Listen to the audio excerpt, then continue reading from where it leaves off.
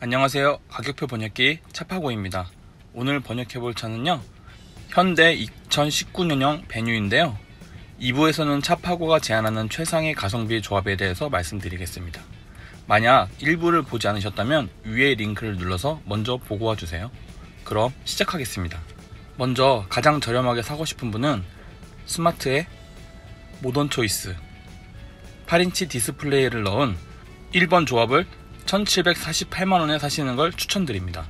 일단 굳이 모던으로 갈 필요가 없어요.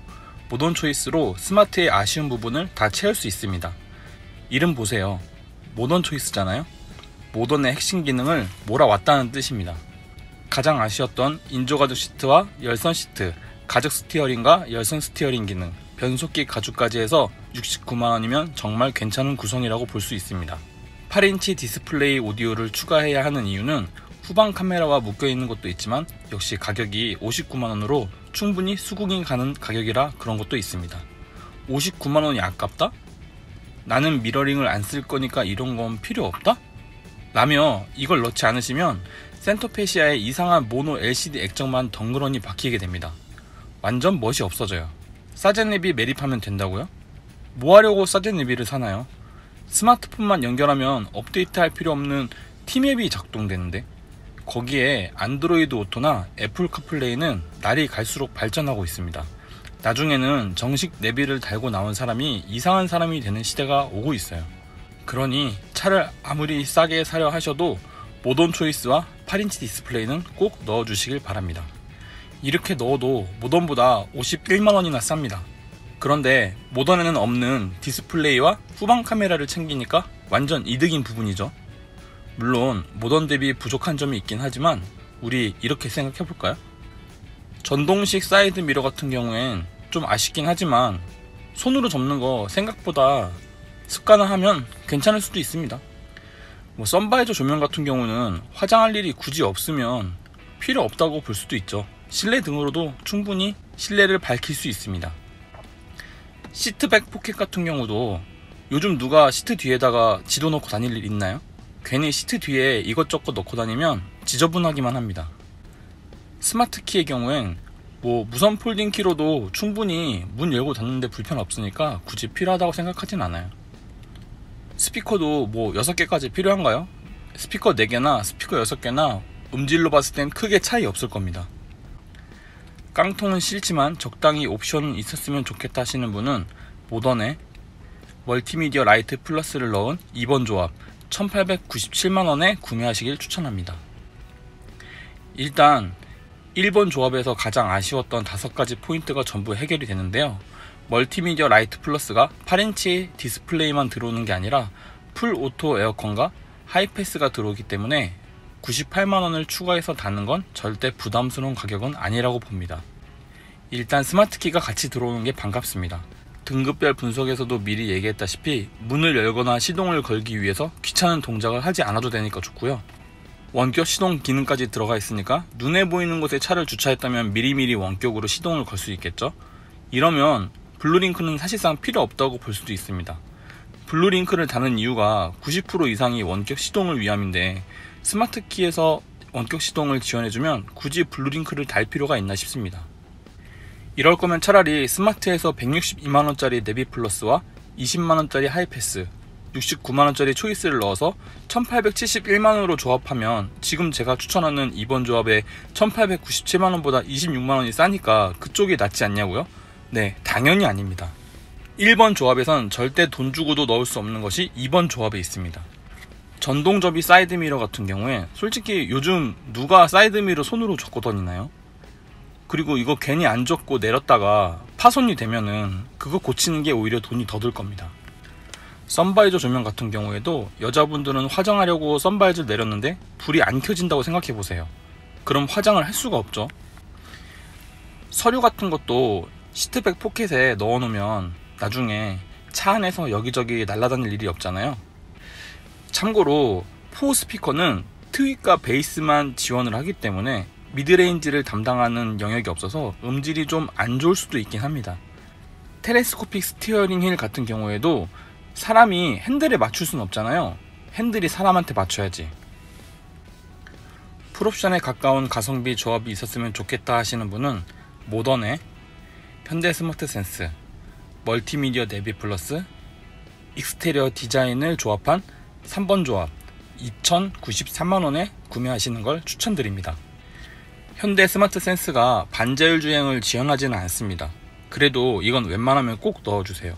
몇 번을 강조해도 지나치지 않을 옵션인데 주간뿐만 아니라 야간이나 비 오는 날, 심지어 주차장에서 후방으로 출차할 때 근접해오는 차량을 감지하고 경고해서 알려줍니다. 이거 하나만 있어도 차선 변경하는데 사각지대를 걱정할 필요가 없습니다. 운전 피로도가 확 줄어들어요.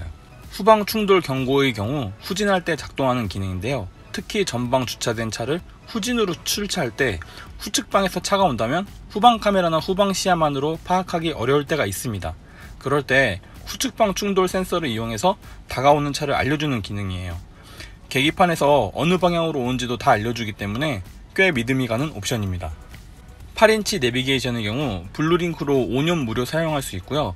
이게 써보면 아시겠지만 생각보다 활용도가 높고 매우 편리합니다. 블루링크가 어떤 점에서 편한지 말씀드릴게요. 첫 번째로는 겨울이나 여름이나 미리 시동을 걸어놓을 수 있어서 이 점이 정말 편합니다. 특히나 지하 주차장이 아닌 야외에 주차하시는 경우엔 해가 세고 날이 추우면 차가 매우 덥고 꽁꽁 얼어 있잖아요. 이럴 때 미리미리 온도를 조절해 놓으면 차가 나를 왠지 기다리고 있었구나 라는 생각이 들면서 기분이 좋아지더라고요.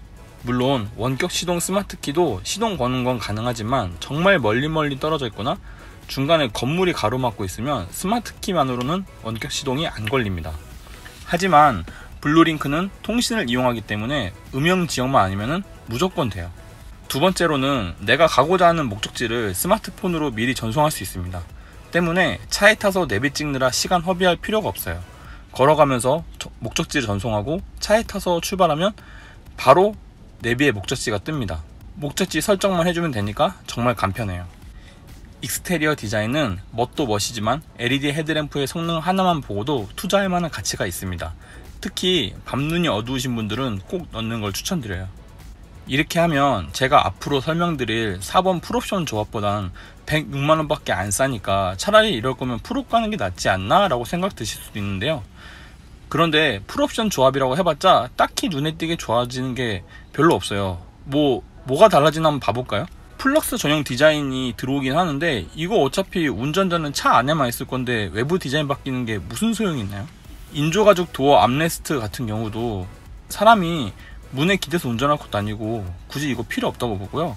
크루즈 컨트롤도 일반 크루즈 컨트롤은 사실상 도로에서 쓸 일이 거의 없습니다. 마지막으로 이륜구동 험로 주행 모드 같은 경우엔 여러분 굳이 이륜 가지고 험로를 간다는 것 자체가 좀 웃기지 않나요? 험로를 가려면 사륜도 부족해요. 난 복잡한 건 싫어, 그냥 풀옵션을 갈래 하시는 분은 플럭스에 현대 스마트 센스, 멀티미디어 내비를 넣은 4번 조합을 2,199만원에 구매하시길 추천드립니다. 플러스쯤 오면 익스테리어 디자인이 확 바뀌긴 합니다. 일단 감옥같이 생겼던 그릴이 크롬도군 라디에이터로 바뀌면서 많이 이뻐지고요. 인조 가죽 도어 같은 경우에도 직접 보시면 아시겠지만 실내 고급감을 올리는 데는 많은 역할을 합니다. 또 겨울에 눈이 많이 내리는 지역에 사시는 분이라면 이륜구동 험로 주행 모드가 도움이 되실 거예요. 마지막으로 한눈에 보는 옵션표입니다. 1번 조합 같은 경우에는 최소한의 옵션들만 들어가 있는 상태고요. 저는 솔직히 이거보단 149만원을 더 줘서라도 2단계에서 차를 사시는 걸 추천드립니다. 하지만 내가 LED 헤드램프와 내비게이션이 꼭 필요하다 싶으신 분들은 196만원 더 주시고 2093만원에 3번 조합을 사셔도 되고요. 풀옵션이 얼마나 되나 궁금하신 분들은 106만원을 더 주시고 2199만원에 사시는 것도 괜찮을 것 같습니다. 경쟁 차종별 가격을 비교해 볼 건데요. 일단 티볼리 같은 경우에는 베뉴와 동급은 전혀 아니라고 보고요. 오히려 아반떼 AD가 베뉴 살 돈이면 아반떼 AD도 괜찮은 옵션을 살 수 있네요. 특히 베뉴의 3번 조합과 아반떼의 3번 조합이 가격이 똑같은 점이 중요합니다. 유류비를 계산해 보겠습니다. 베뉴 같은 경우에는 3년을 운행한다면 약 300만원 정도의 기름값이 있을 거고요. 아반떼는 290만원, 베리뉴 티볼리는 380만원 정도가 드네요. 자, 이제 어떤 조합으로 구매하실지 마음의 결정을 하셨나요? 저는 개인적으로 이번 조합 정도가 베뉴를 사기에는 마지노선이 아닌가 싶습니다. 차파고의 번역이 마음에 드셨다면 구독과 좋아요, 도움이 안 되었다면 싫어요를 꼭 눌러주세요. 감사합니다.